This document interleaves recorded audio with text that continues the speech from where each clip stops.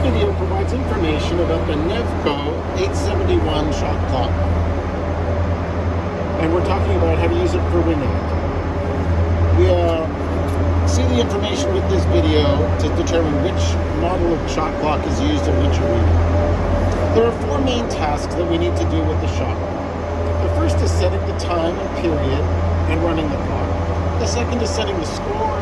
The third is adding a penalty. And the fourth is removing a penalty. So let's dig in.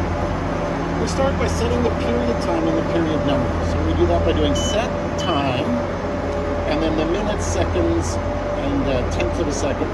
Remember, if it's less than 10 minutes, we need to use 02. So I'll put up 02000, and then we say yes. We say we want this. And now we can choose the period we want. We often set up a special 2-minute period at the beginning just to use as a warm-up time. So now you see we have 2 minutes on the clock.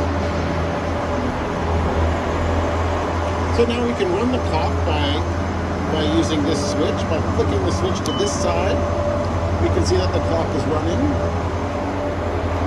And on the main scoreboard similarly. And again, by flipping the switch to the other side, the clock is stopped.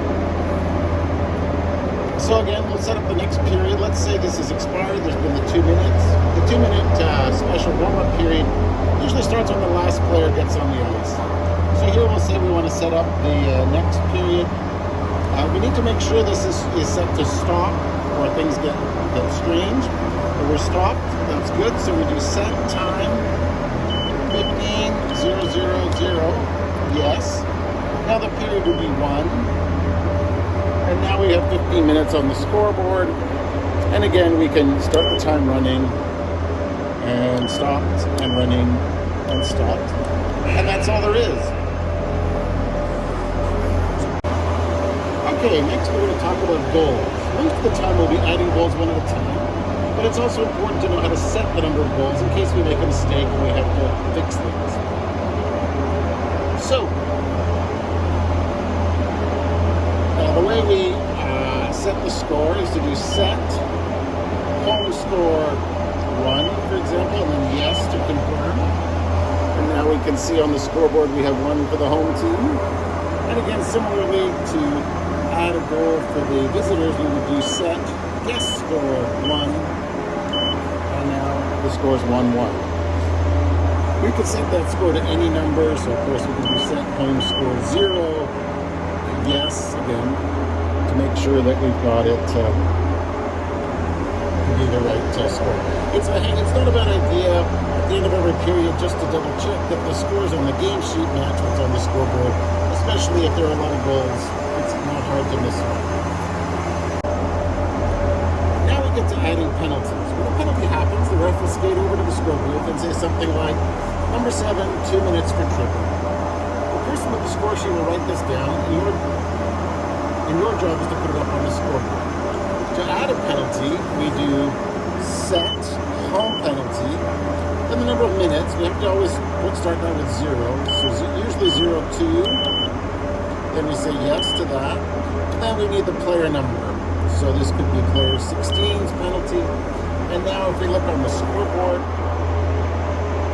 we see that player 16 has a 2-minute penalty.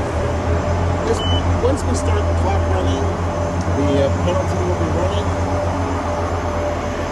And we've got our penalty up and running. Okay, the final thing we need to be able to do is to remove a penalty. If the penalty ends at the end of the 2 minutes without anything happening, we don't have to do anything. But if the team with more players scores, or then we want to take that penalty off, note that if a team scores with 4-on-4, their penalty is not removed. And also, a 4-minute major penalty does not go away when somebody scores. So to cancel a penalty, we have to get that penalty back. So we hit home penalty here. We have 1 penalty for number 15 on the scoreboard. We hit home penalty. We keep hitting home penalty until we find the penalty we want to cancel, which is this. And then we simply hit the penalty clear button. It asks us, are you sure? And we hit yes. And now, as you can see on the scoreboard, the penalty is gone. All right. And this is everything you need to know about